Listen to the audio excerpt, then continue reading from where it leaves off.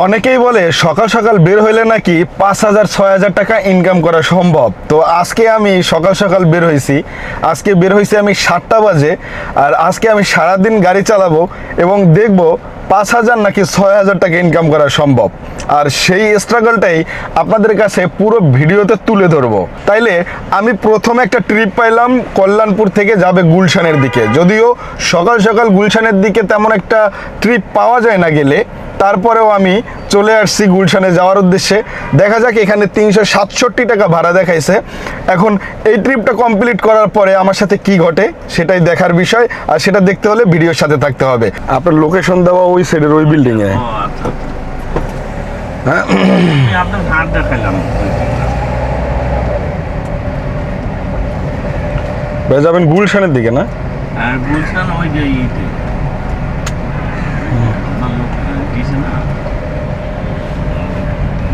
রোডে প্রচুর জ্যাম আছে ওই সাইডটাতে।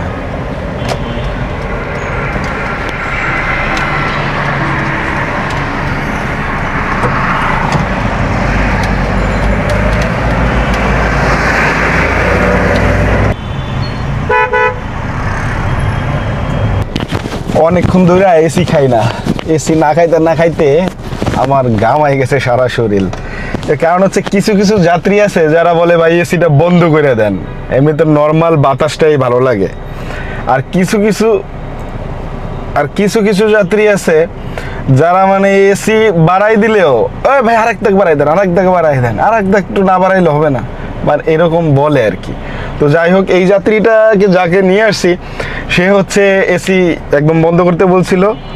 আর এখানে ভাড়া আসছে হলো 403 টাকা। তো আমাকে ভাড়া মানে মোট ভাড়া আসছিল 530 টাকা, সে আমাকে মোট ভাড়া দিছে হচ্ছে 600 টাকা। তো এইখানে আমার 70 টাকা কিন্তু একটা টিপস দিছে। আলহামদুলিল্লাহ, প্রথম ট্রিপেই 70 টাকা একটা টিপস পাইলাম। আর ভাড়া আসছে মূলত 403 টাকা। 403 টাকা আমার এই ট্রিপের 403 টাকা হচ্ছে আমার এই ট্রিপের আর্নিং। আর বাদ বাকি যে 530 টাকা হইতে যে টাকা লাগে ওই টাকা উবার কেটে নেবে। এইমাত্র আর একটা ট্রিপ পাইলাম, সে যাবে হচ্ছে শেওড়াপাড়া বা মেট্রো রেল স্টেশন। তো আমি যেখানে আছি ঠিক সেইখানটাতেই সে আছে, মানে এইটা ভালো লাগলো আর কি, যে আমার বেশি দূর যাওয়া লাগলো না। আর এই টাইমে গুলশানে আসলে তেমন একটা ট্রিপ পাওয়া যায় না, ওই তুলনায় একটু ভালো লাগা কাজ করতেছে, কারণ যে জায়গায় আছি এই জায়গাটাতেই আছে। আর গুলশানের ভিতরে এখন প্রচুর জ্যাম। তো চলেন আমরা কাজীপাড়া মেট্রো রেল স্টেশন তাকে নামাই দেই, এবং ভাড়া আসছে 350 টাকার মতো, আলহামদুলিল্লাহ। তো দেখা যাক, আজকের চ্যালেঞ্জটা কিন্তু ভালোই জমবে, কারণ সকাল থেকে বের হয়ে যদি 5-6 হাজার টাকা ইনকাম করা যায় তাহলে তো আলহামদুলিল্লাহ, সেটাও আজকে দেখার বিষয়, আপনাদেরকে পুরো ভিডিওতে দেখাবো। দেখেন আপনাদের একটা কাহিনী দেখাই, সেটা হচ্ছে রাস্তার মাঝখানে গাড়ি দাঁড়াইয়া পুরো রাস্তাটা আটকাই দিছে, সে যাত্রী নিতেছে, ওদের সে যাত্রী নিতেছে শিকড়। দেখেন পুরো গাড়িগুলো আটকাইয়া সে যাত্রী নামাইতেছে উঠাইতেছে। তাদেরকে নামাই দিলাম শেওড়াপাড়া মেট্রো রেল স্টেশন, ভাড়া আসছে 420 টাকা। তো এখান থেকেই আবার আর একটা ট্রিপ পাইছি, যদিও সে 10 নম্বর গোল চত্বরের একটু পাশে আছে, যাবে হচ্ছে উত্তরাতে, ভাড়া দেখাচ্ছে 390 টাকা। তো আলহামদুলিল্লাহ ভাড়াটা ভালো। তো চিন্তা করছি বসে না থেকে চলে যাই, তো তাকে নিয়ে গেলে হয়তো বা 390 টাকা ইনকাম হবে। তো এখন পর্যন্ত ইনকাম মোটামুটি খারাপ না। তো যাত্রীকে নামাই দিলাম, সে ভাড়া দিল আমাকে মোট 450 টাকা।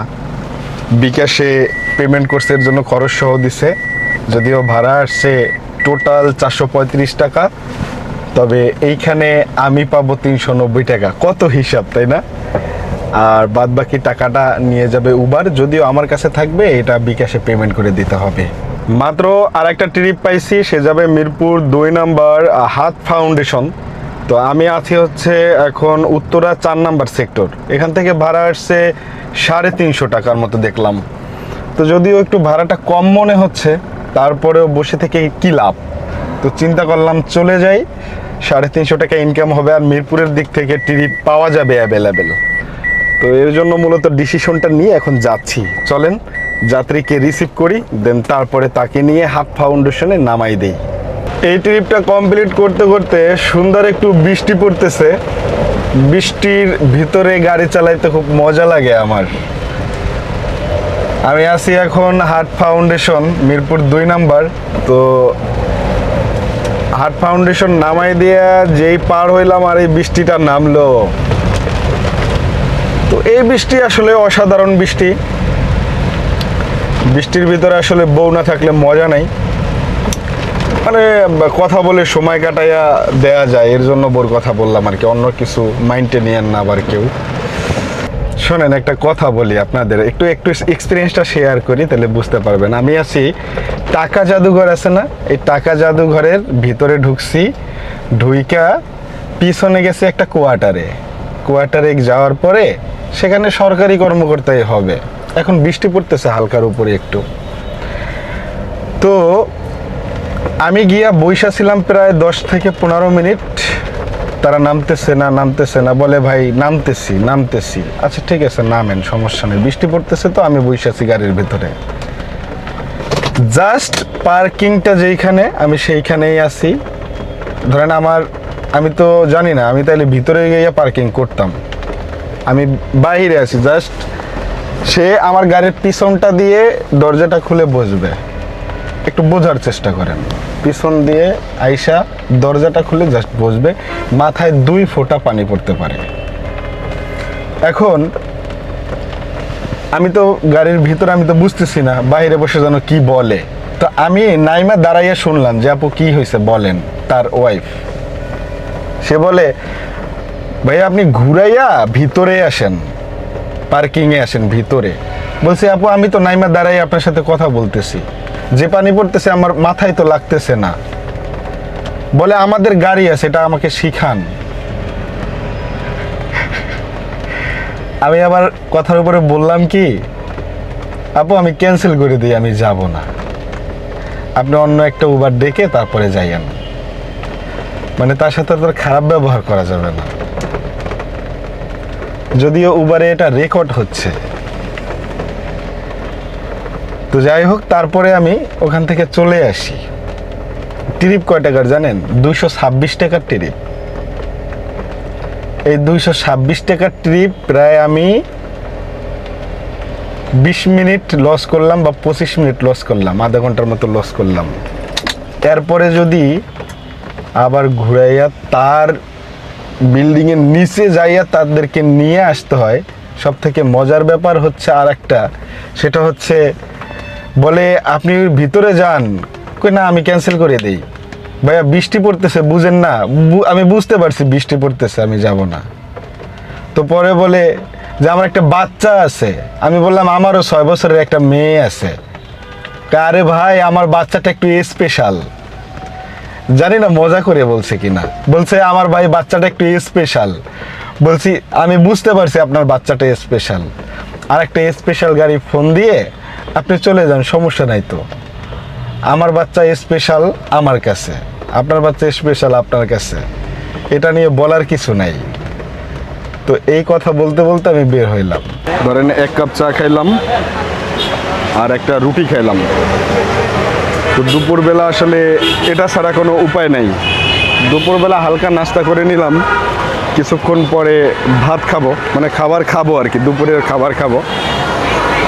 তো এখন একটু এক সাইডে রাখলাম গাড়িটা, রেখে দেন আপনাদের সাথে একটু শেয়ার করলাম। আসলে দুপুরেও মাঝে মধ্যে চা রুটি এগুলা খাই। তো চলেন এখন গাড়িতে যাই, একটা ট্রিপ ধরার চেষ্টা করি, দেখি কোথায় ট্রিপ মেলে। বাসা গিয়েছিলাম, বাসা গিয়ে খাওয়া দাওয়া করে আবার বের হয়েছি। তো এখন বাজে হচ্ছে 5টা। এখন গ্যাস নেওয়ার জন্য গ্যাস লাইনে দাঁড়াবো। জানি না এই 1 ঘন্টার ভিতরে গ্যাস নিতে পারবো কিনা, ইনশাল্লাহ চেষ্টা করব। তবে আজকের ইনকাম কিন্তু মোটামুটি খারাপ না, 2000 টাকার মতো ইনকাম হয়ে গেছে। তো এই তো চলেন গ্যাসটা নেই, দেন তারপরে আপনাদের সাথে আবার যুক্ত হচ্ছি।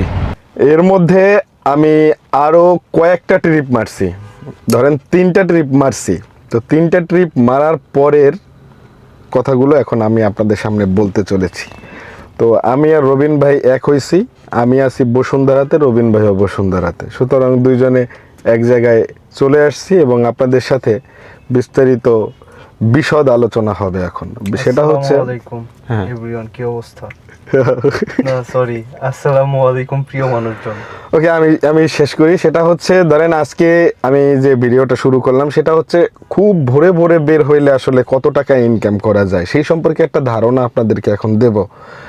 বিশেষ করে খুব ভোরে ভোরে যে বের হইলে অনেক টাকা ইনকাম করা যায় তেমন কিছু না। আজকে আমি বের হয়েছি 7টার সময়, আর এদিকে রবিন ভাই বের হয়েছেন কয়টার সময়? 10:30। 10:30 11টার দিকে বের হয়েছে।